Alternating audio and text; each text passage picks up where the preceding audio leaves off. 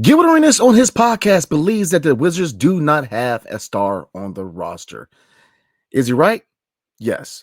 Can that change? Yes. Let's talk about it next on Locked On Wizards.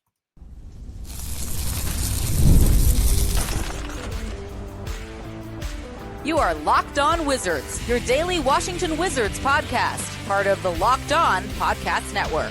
Your team every day.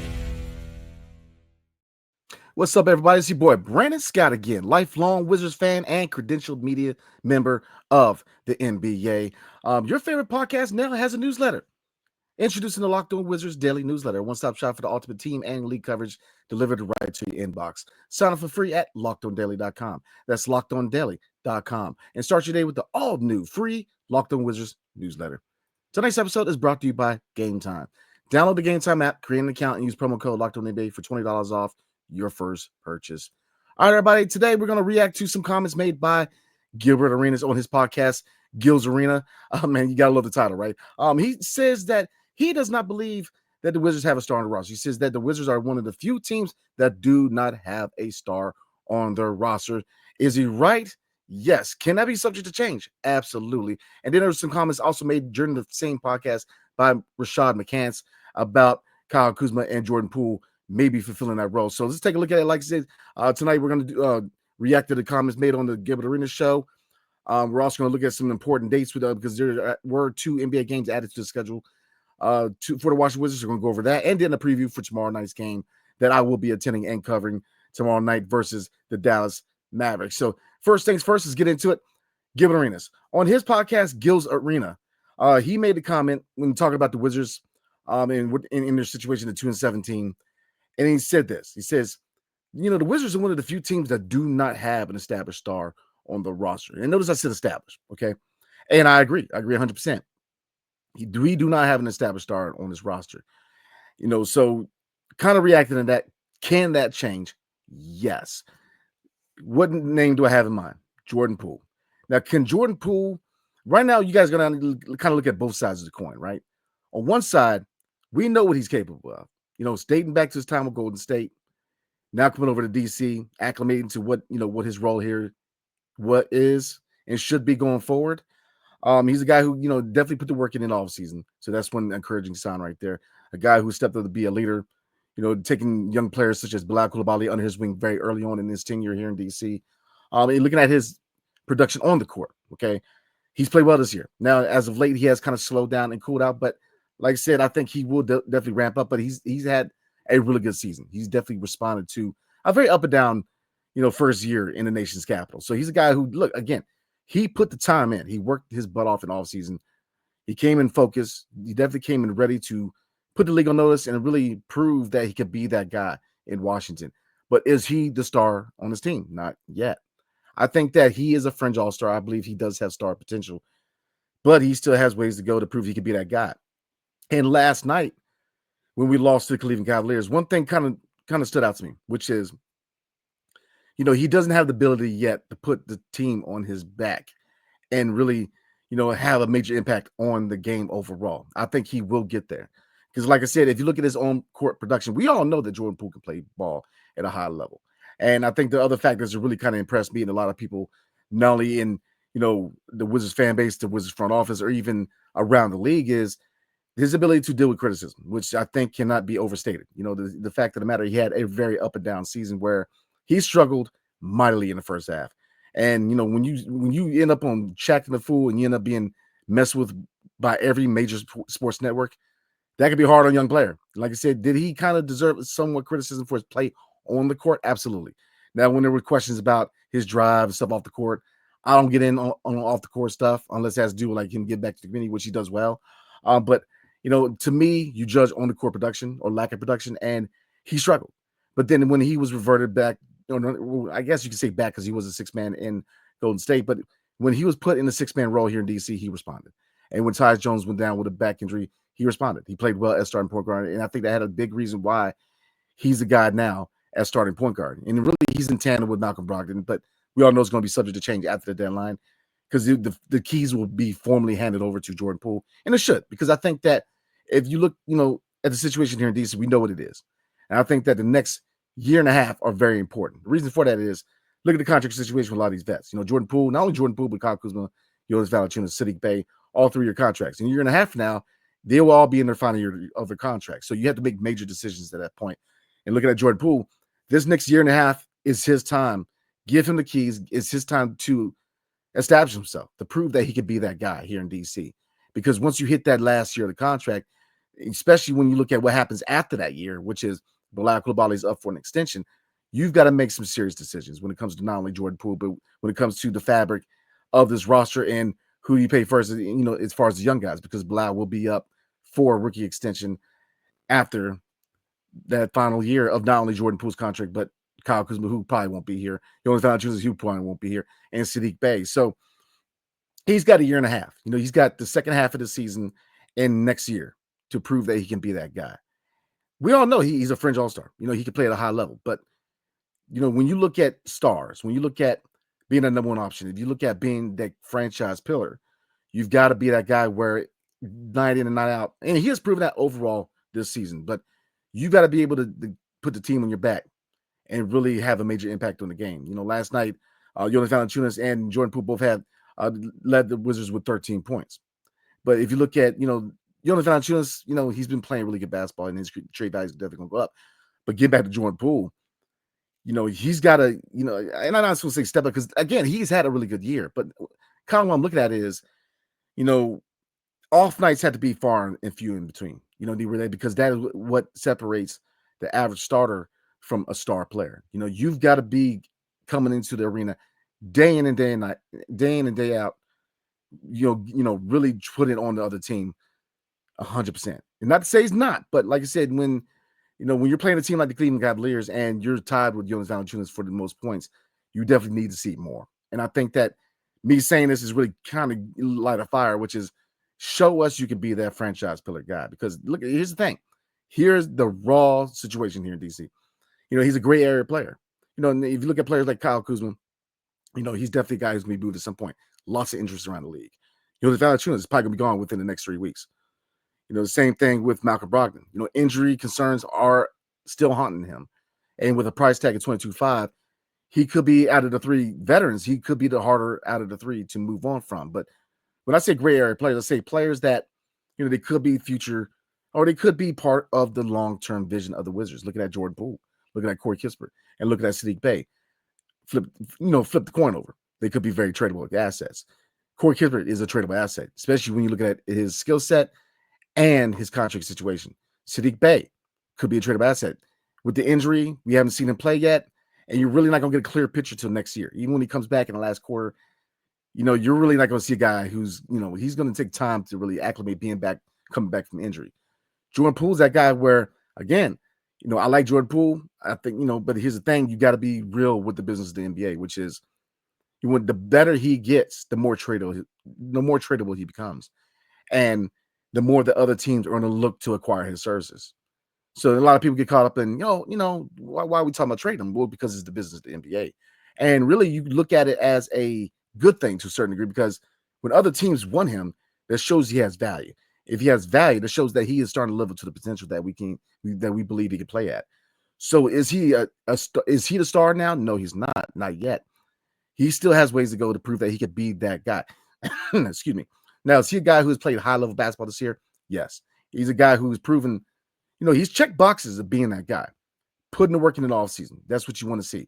Not just going on vacation, not just partying. The guy went in the gym and put in work. The guy got better. The guy focused. He came into the season ready to play, ready to solidify not only with himself to the fan base here in DC, not only to the front office, but to the NBA overall, because again, last year, the NBA went hard after Jordan Poole. He caught smoke by almost every, if not every major sports network in the United States, but worldwide because of his struggles. And not all of his struggles are really on him. Some were, some weren't. Obviously he had to acclimate to being in DC as opposed to being in Golden State, going from being a 6-man, being a young player behind players like Steph Curry, Klay Thompson, and Draymond Green.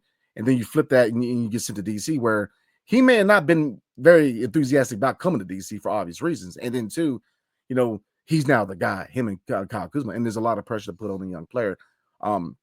And there was pressure on Kuz too, because the fact of the matter is, he again, it's kind of like Jordan Poole. He was not the star. He wasn't the marquee guy in LA. He was a role player who was, was playing behind LeBron. So it's different going from that environment to going to an environment where it's like, all right, you're the guy now. There's a lot more expectations. So it took time for him to acclimate. So do I believe that he's the star of the team right now? I do not believe so. Can he be? Absolutely. But he has to prove that. And one way to do that is he's got to have more of an impact of the game overall. When it's especially against teams like the Cleveland Cavaliers, against your competing teams, because that's when the lights are the brightest. You want your star guy to step up for the occasion. And that's kind of where I'm at. I think he's a fringe all-star. I think he's a guy who's proven that he can play at a high level in this league. But again, guys, there's a difference between your average starter and your star player. And your star player has to bring that heat every single night. And like I said, last night, 13 points. You expect more from a star player. It's like, that's what I'm saying. I agree with Gilbert Arenas. Right now, we do not have an established star. Right now, I think Jordan Poole can definitely live up to that status if he, definitely changes, a few things here and there. He's close. Like I said, he's played good basketball this season. He has shown that he can be that guy in the league. He's definitely putting the league on notice, letting people know that he can play at a high level. But like I said, being a high-end starter and being a star, there's responsibilities come with that. And when you're going against your Cleveland Cavaliers, you expect more than 13 points. You definitely want to see him bring it because we know he can do that. And that's why I have that expectations of Jordan Poole, because we know he can play at that level. But he had, but for him to be the star, that's different than being a fringe all-star. It's different than being a really good starter. Being a star, being the guy that you want to build around, it takes on a whole new list of expectations. And like I said, when you look at major stars, major franchise players, you LeBron James, he's a guy who every night he's putting in that work. Anthony Edwards, a guy day in and day out, he's putting in that maximum work. If you look even losses with both of those players, they're not scoring. They're if you look at the stat line, their stat lines are impeccable because these are the guys that you say, look, you put the franchise on your back and say, look, go out there and put us in the best position to win this game. And you didn't see that last night. So I don't want you, I definitely think that he's a player who can play at a high level. He's a fringe all-star. He's a guy that could be the star. But is he right now? No.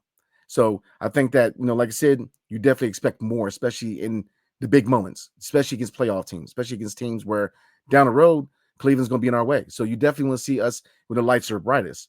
Kind of when we talk about NCAA prospects, where you don't really get a clear picture of who they are till the NCAA tournament. Why is that? Because the lights are the brightest. It's different than, being playing for Duke and you're playing against like Old Dominion. It's different in tournament time, right? The lights are the brightest. This is where you either win or you go home. And you got to take that approach when it comes to the NBA. Yes, we're 2-17, but as a star player, you've got to have the Mamba mentality. You've got to have the mentality to attack. And no matter what, you've got to put your team in the best position to succeed. And then is it all on him? Absolutely not. We all know that there's multiple issues with this team, and it's far from being all on Jordan Poole. He has a very, he has a piece of what's going on here, but we all know defense, rebounding, and that's just a few things when it comes to the team overall. We have a very young roster. We have, veterans who are showcased to be sent out. So that's what I'm saying. You're not going to get an accurate picture of these young guys or Jordan Poole's capabilities of leading this team till the second half of the season. So you guys get in the comment section and let me know, do you agree or disagree and why? Because I think that he could be, but not yet. He's close, but not yet. So I do agree with Gilbert Arenas. All right, guys. So we're going to get into comments made by Rashad McCants about Kyle Kuzma and Jordan Poole being that guy prospectively.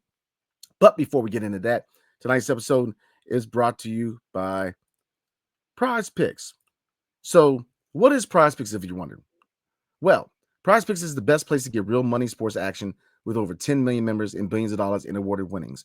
PrizePicks has made daily fantasy sports accessible to all. You just pick more or less on at least 2 players for a shot to win up 100 times your cash.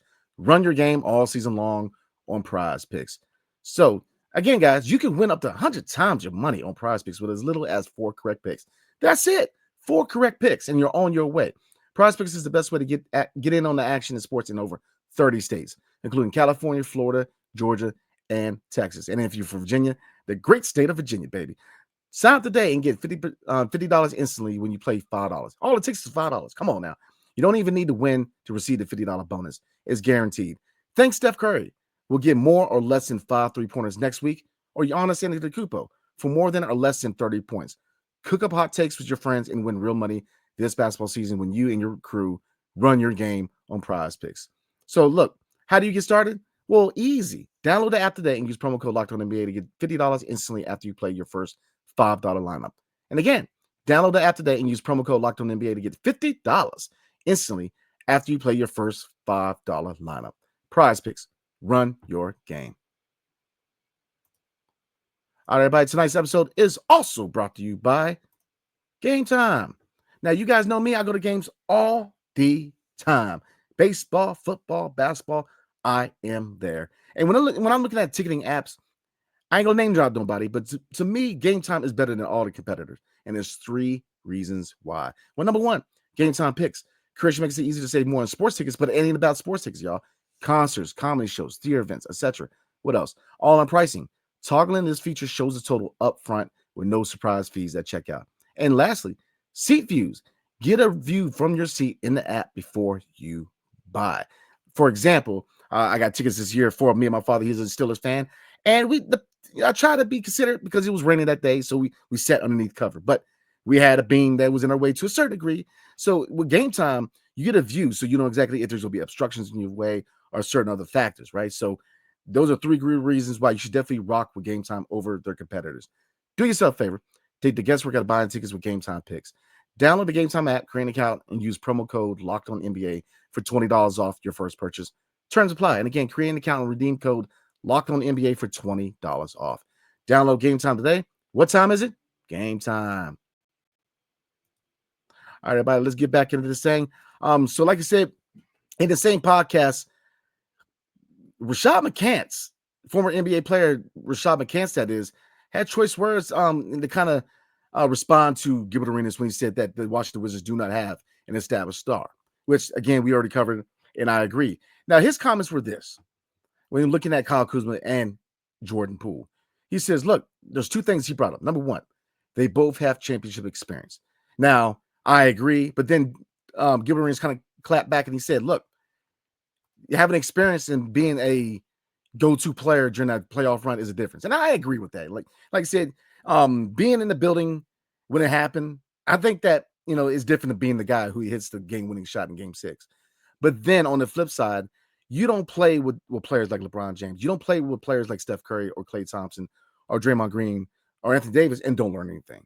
So I get where Gil's coming from, where, it's like saying, I was the janitor at the Olympics. I was part of that thing. No, you're not. You just happen to be there. But in the same token, when you look at Kyle Kuzma and, the fact that he played with LeBron James, who's been in his league for a hot minute and is going to go down as one of the best players that ever played. Now, I'm an MJ guy, and MJ will always be the best to me.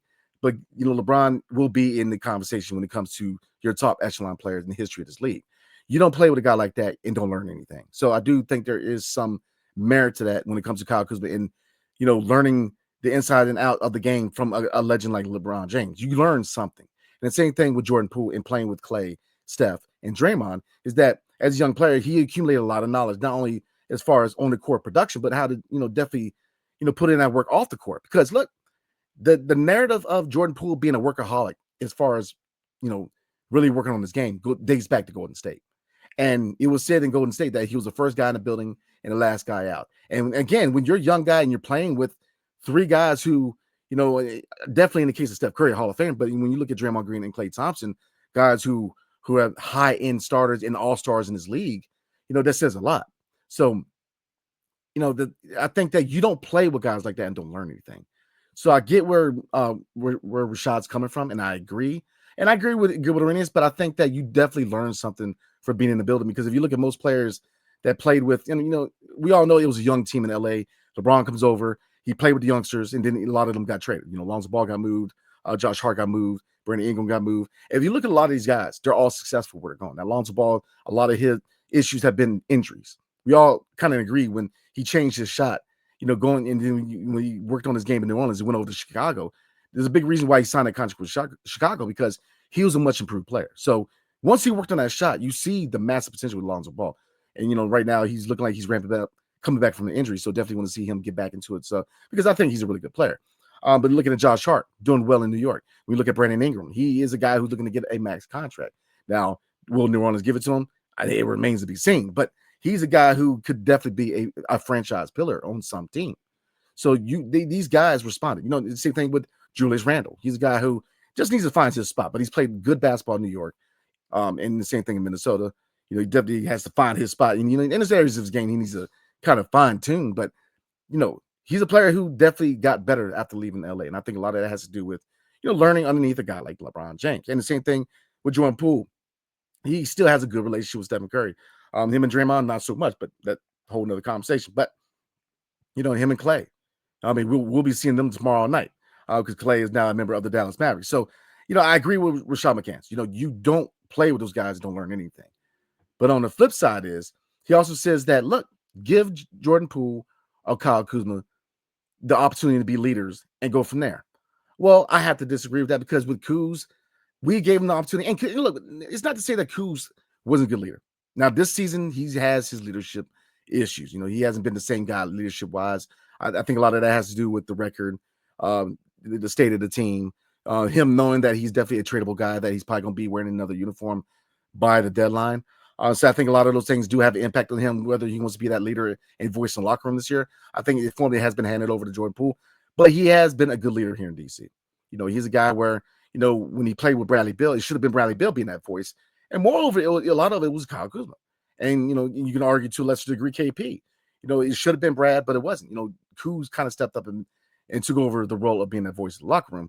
And then last year, the same thing. So he has been that leader. But the thing with Kuz is he that type of player to lead a franchise? And we know that he's not. Nothing against Kuz, but you have to be 100% honest with not only with yourself, but as an analyst, you have to be honest. It does mean no service, and it doesn't do Kuz any service to go out here and say, oh, absolutely. I mean, he's going to know. He's not the guy who's going to lead a franchise. He's a guy who could be part of the equation, but he's not a guy that says, look, you're the number one guy. You're the franchise cornerstone. Go out there and put the team on your back. We know that now he's not that guy, and that's fine because he is still a highly productive player. And like I said, I think he will fit well with a lot of teams who are going into the playoffs, and he's played really good basketball here in D.C., but is he the number one guy? Now, he's the number one option by default, but is he that franchise cornerstone? No. Now, you said Jordan Poole. Now, Jordan Poole, like I said earlier in the first segment, I said that, look, give him a year and a half, give him the keys, and see if he can be that guy. And that's kind of where I'm at. Do we know necessarily if he is or isn't? No. We know he's a fringe all-star. He's a guy who he's definitely hitting into his prime, a guy who has all-star potential, a guy who can score at a high level, a guy who is a good player, who could be a great player. We see the potential with Jordan Poole. We see the drive with Jordan Poole. We see the work off the court. We see the work in the community. He's checking all the boxes to be that guy in DC. But, it's different than showing that potential and being handed the keys. He has not been handed the keys yet, and he's about to get the keys. It's like asking yourself, man, can I handle that Lamborghini? It's different than looking at it from the outside and you ain't stepped in it yet. Getting the keys and getting in the driver's seat, you see if you can handle the job. And that's where I'm at with JP13 is that give him the keys, which they're going to in the second half of the season. Give him the keys, give him a year and a half, and give him that time to prove he can be that guy. So I agree and I disagree with Rashad McCants, man. I think that, I do agree with the kind of the direction he's going. They both do have championship experience, but we have given the keys to Kyle Kuzma, and we know that just from an on-court production-wise, he's not that franchise cornerstone. And that's fine. He's a highly productive player who has played good basketball here in D.C. Efficiency and dependency on jump shooting, have been issues. But overall, he's done well here in D.C. and he hasn't brought any issues, no drama, no off the court stuff. He didn't get in trouble. He came in there and he did his job. But we know now that he's not that franchise guy.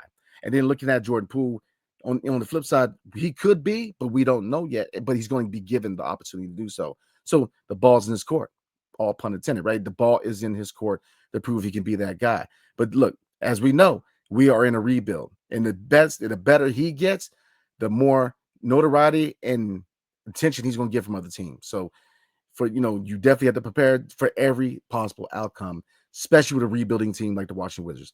All right, guys, we're going to get into a preview for tomorrow night's game. And then I got some information for you guys real quick as far as there's some games added to the schedule for the Wizards. And Shaq is going to be performing after a Wizards game this year. So we're gonna get into that. So we're gonna get into that. But before we do, excuse me, guys. Tonight's episode is brought to you by Chime. All right, so we've all been there, spending more than we should during the holidays. Take control of your finances by using Chime checking account with features like no monthly or maintenance fees, fee-free overdraft up to $200, or getting paid up to 2 days early with direct deposit. Lord have mercy. Learn more at chime.com/NBA. Join millions of Chime members who are working on financial progress. Chime helps with fee-free overdraft up to $200. Your next deposit is applied to your balance right away. Get spotted on debit card purchases and cash withdrawals. No monthly fees or maintenance fees. Over 50,000 fee-free ATMs. Ooh, try to get this out, guys. So, set up direct deposit in your Chime account after qualifying direct deposit of $200+. Chime will notify you to enroll in Spot Me. With an activated debit card, Chime will spot you up to $200 on debit card purchases and cash withdrawals. Your next direct deposit is applied to your negative balance right away. Chime will never charges overdraft fees for using Spot Me. So to get started, we'll really enjoy the holidays while keeping your financial goals on track with Chime. Open your account in 2 minutes at chime.com/NBA. That's chime.com/NBA. Chime feels like progress. All right, everybody. Like I said, we have hey man, between the stuff in my voice, I'm gonna try to get out, guys. All right, so we're gonna look at a preview for tomorrow night's game, and then, like I said, I have a few notes to go over real quick, and then we're gonna go ahead and call it a night. So, all right, everybody. Again, tomorrow night, the Washington Wizards are back home for 3 games. The first of the 3 games over the weekend is Dallas. We have Dallas tomorrow night at 7:00. Now, some looking at the injury report real quick. Looking at the Wizards, Kyle Kuzma is day-to-day, so we will get more of a clear picture if he's going to play or not closer to tip-off. Same with Tristan Vucevic. He's been day-to-day, but dealing with that knee injury. But we will see if really, with him being on the 2-way contract, he's not subject to play anyway. So we're probably not going to see any extended action with him till the second half of the season. And then Sadiq Bey, again, is out recovering from the ACL surgery. Looking at the Dallas Mavericks, Najee Marshall is out with a day-to-day injury. He's dealing with an illness. I believe it's a non-COVID illness. And Dante Exum, he's out with a wrist injury. He is expected to miss 3 months after undergoing right wrist surgery. So, this is a big game because it's the Dallas Mavericks. You got Luka Doncic, you have Kyrie Irving, and you have former Wizard Daniel Gafford. So definitely excited to see my guy Gaff coming back to the nation's cap. So let's look at some stats and some keys to the development real quick, guys. All right, so again, points. We always go to points. The Dallas Mavericks are scoring 118 points per game, which makes them the 6th best scoring team in the NBA. The Washington Wizards are 28th with 107 points per game. So looking at that stat line, defense, the usual suspect. Defense. I feel like we say this at every game, right? Defense. When I say defense, full team defense, balanced defense. On the perimeter, we've got to close out the shooters. We've got to close out the shooters. We are giving other teams opportunity to sit back there and really just do whatever they want from the perimeter. We've got to close out the shooters. In the paint, definitely looking at Jonas Valanciunas and Alex R. Protect the paint. Definitely make it hard for them to attack the paint. Looking at switching off defenders. We've got to be smoother. We got to be faster. We've got to get down the court in transition. So that's what I'm saying, guys. From a defensive standpoint, we've got to be a more balanced defensive team. Defensive team. You guys know what I'm saying. We got to be a more balanced approach when it comes to defense. We are the 28th worst defensive team in the NBA, and it shows. We've got to be more balanced. We've got to work as a team. We've got to communicate as a team. All right, looking at some other stats real quick. Points against defense. We're not 28th. We're 29th. We're giving up 122 points per game. Dallas is 12th with 111 points per game. So again, from an offensive standpoint, ball movement.